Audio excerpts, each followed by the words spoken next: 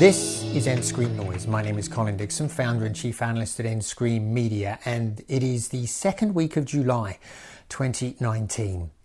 How many people streamed the Women's World Cup final last Sunday?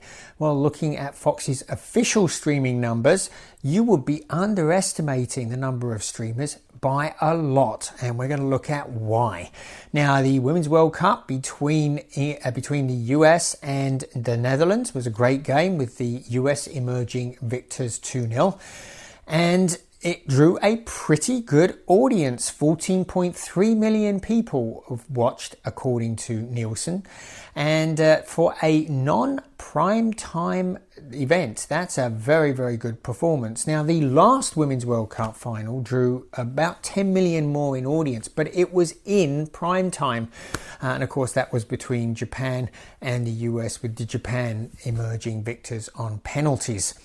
But one of the audiences, the streaming audience at least, grew dramatically between those two games, according to Fox.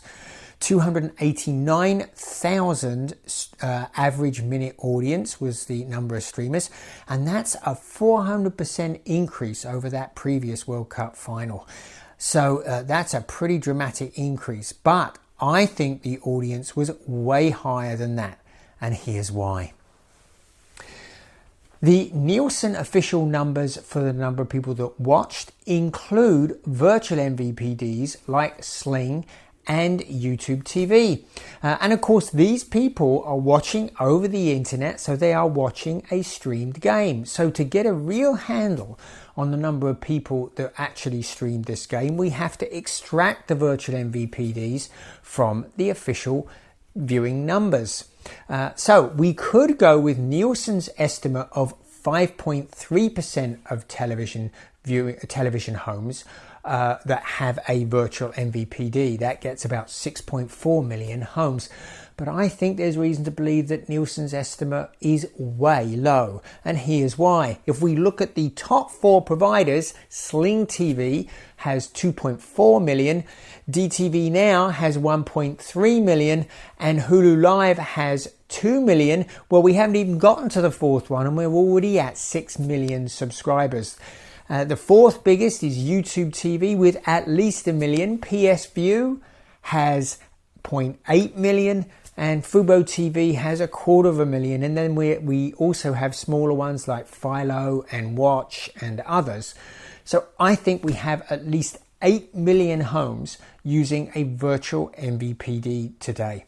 But how many of those homes were actually watching the game? Well, we have to go back to Nielsen rating numbers for this. And if we look at top markets like Austin, it drew a rating of 16.7%. That means 16.7% of TV homes were actually tuned to the game on Sunday morning. Other markets did similarly well. San Diego, for example, 14.9%. Markets like Seattle, Washington, Kansas City, Portland and San Francisco, all between 12 and 13%. LA, 11.4%. So those were the top markets. So I'm going to assume a 10% share on average for the virtual MVPDs. And that gets us about 800,000 people watched using a virtual MVPD. So overall, that means about 1.1 million people streamed that game on Sunday. That's about 8% of the total audience for the game. Now, how does this compare with other events? Well, if we go back to the snooze fest that was this year's Super Bowl between the Rams and the Patriots, what we see is that drew an audience of 98.2 million. End Screen Media estimates about 4 million people watched through virtual MVPDs, and the rest came from sites from the broadcaster streaming sites, for a total of 7 million, or a share of about 7% of the audience was streaming the game. So good growth, 7% to 8% in just a few months.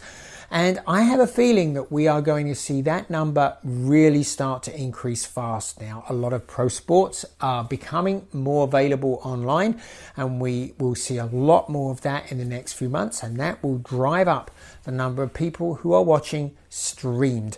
We're also seeing a lot of sports sites like DAZN and ESPN Plus, and that will help drive up this live viewing figure online too. So we'll be reporting that here on End Screen Noise. We'll see you again next time.